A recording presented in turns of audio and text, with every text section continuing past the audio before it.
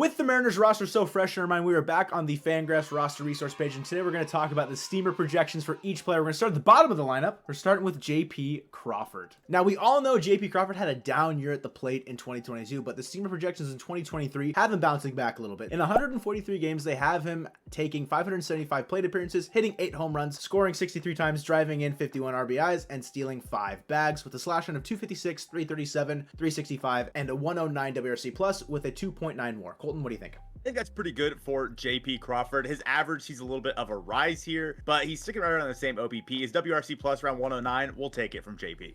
Now we're looking at Tom Murphy, who is projected to be the DH for the Mariners in 2023. Steamer has him playing in 63 games with 245 plate appearances. They think he'll only hit 1 more home run than J.P. Crawford. Hope it's more than that. 27 runs, 28 RBI with 1 stolen base. They have Tom projected to hit 223, 304, 396 with a 105 WRC plus and a 1.0 WAR. Joe, how does that make you feel? If he steals a single base, I'm going to jump for joy. Obviously, Tom Murphy coming off major shoulder surgery. If he comes and is a serviceable DH for us, maybe gives Cal a day off, again, it's another thing that we'll just take as Mariners fans. Now, hitting 7th in the Mariners projected lineup is Jarred Kelenic. Coming into 2023, he really hasn't done much for us at the major league level. Steamer has him playing in 109 games and having 434 plate appearances, hitting 18 home runs, scoring 48 times, driving in 53 RBIs, and stealing 9 bases. A 224, 295, 415 slash line for him with a 105 WRC plus and a 1.2 WAR to boot. If he does that, I think Jarred Kelenic is lining himself up to be the Mariners left fielder. Colton, what do you think? I think seeing that many at-bats for Jarred Kelenic in 2023 is going to be really important because we need to see what he can have. If he can hit 18 home runs and have almost a 300 OBP with a 105 WRC plus, let me tell you, that is a big win for the Mariners and for JK. He had close to that many plate appearances in 2021, but the average is going to be increased by 40 points here. If that happens for him, like you said, big dub. New second baseman Colton Wong is going to be a big addition to the Mariners lineup if he can pull off what he did in Milwaukee. Steamer has him projected in 120 games with 506 plate appearances. They have him stealing 14 bases. They also have him hitting 251, 323, 387 with a 109 WRC plus and a 2.4 WAR. They do only have him hitting 12 home runs with 56 RBIs, so probably at the bottom of the lineup for the Mariners.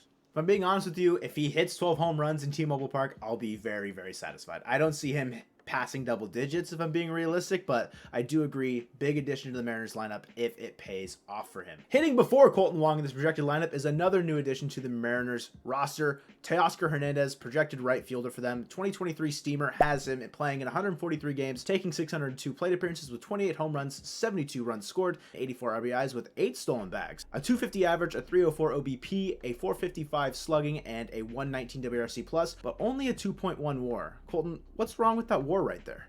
It has to do a lot with his defense. They have him at a negative 12.4 in that category. I don't know what that negative 12.4 is, but it's fielding and positional adjustment combined above average. Yes, of course. Yeah, naturally. So he is quite below average in terms of where Steamer projects him defensively in 2023, which is going to be a big problem for his WAR. Otherwise, that 119 WRC plus, that's pretty good for someone just coming to the Mariners. If we can get him into that DH role a bit more, maybe have Sam Haggerty or Dylan Moore playing out there in right field, potentially as a defensive substitution or defensive upgrade out there, I think I could see his WAR reaching maybe even close to what Yordan Alvarez did as the DH for Houston last year. Wow! Mr. Clinchmas himself, Big Dumper Cal Raleigh, is going into his age 26 season, and Steamer has him in 122 games with 509 plate appearances. They have him hitting 26 home runs, 61 runs, 73 RBIs, and 2 stolen bases. He's going to get that dumper moving. He's supposed to hit 224, 290, 450 with a 113 WRC plus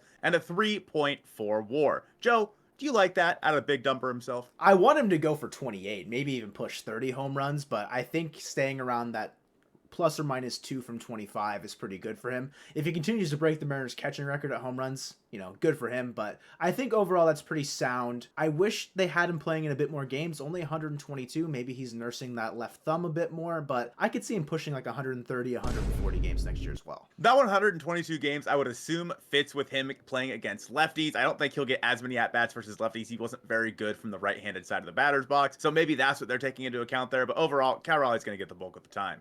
Hey, you! If you're still watching, subscribe! Coming off a bounce back year in 2022, Eugenio Suarez is projected kind of down year for what I expect out of him. by Steamer in his age 31 season. In 144 games over 624 plate appearances, they have him hitting 28 home runs, 71 runs, and 79 RBIs, kind of similar to what he did in 2022, but the big dip here is in his slash line. They have him at 211, 301, and 405 respectively, with a 107 WRC plus, which is minus 24 from the previous year, and his WAR takes a 1.8 dip from 4.1 to 2.3. Colton, do you think Eugenio Suarez is going to regress this much over 1 year? It's tough to say because obviously we saw a big bounce back from him in 2022, but in 2020 and in 2021, he was, well, bad. He was really bad in those 2 years. So which Eugenio Suarez are we going to get, 2022 or the 2 years prior? We'll just have to wait and see. First baseman Ty France is going into his age 28 season with the Mariners, and Steamer has him projected to play in 149 games with 670 plate appearances, 23 home runs, 87 runs, 80 RBI, and just one measly stolen base. So sad. They project him to hit 272, 340, 447 with a 129 WRC plus and a 3.2 WAR. Joe, does that do what you want Ty France to do out of that 2 spot in the lineup? Yes, it's going to drive. It's showing that he's driving in Julio a lot. He's still going to hit for a decent amount of power. He's going to set his career high based on these projections. His career high was 20 last year, 23 next year. Good for him. Going to score a bit more with more protection behind him in the lineup. His average is going to stay around that 270 mark. I really could see him getting back closer to the 290, maybe like 285, but they do have him increasing a bit across the board. So coming off that wrist injury last year, hopefully he has the whole offseason to nurse it. I really do think Ty France can be that number 2 spot hitter for the Mariners. I would like the Mariners to get somebody to give Ty a day or two off of his feet, but at this point, we still haven't seen it. So for right now, Ty France, you are the everyday first baseman, no matter what's happening to you. Coming off a Rookie of the Year season, Julio Rodriguez in 2023, Steamer has him projected to blow that out of the water. In 149 games and 679 plate appearances, Julio is going to hit 32 home runs, score 100 times, and drive in 86 RBIs while stealing 25 bags. His slash line's 276, 342 with a 497 slugging and a 142 WRC plus with a 6.0 WAR. Colton, let me know. I think that's pretty fair for Julio. I think that the stolen base total, little low with the rule changes that are coming into baseball next year. I see Julio upwards of 30, almost 40 stolen bags. I think the home run total is about right. 149 games. Obviously, Julio was hurt coming out of the All-Star break, so he missed some games this year. Overall, I think this is a great line for Julio. I mean, how can you argue with the 3rd highest position player WAR in baseball for Julio Rodriguez? Now, even with these new rule changes that you just mentioned, do you really see management letting Julio have the green light stealing those bags as much as you're projecting? I think you can't take that ability away from Julio, and based on these new rule changes, we talked about that in this video down below. I think it's really going to work out for him. I want you guys to check that one out. Thank you guys for watching this one, and go Mariners.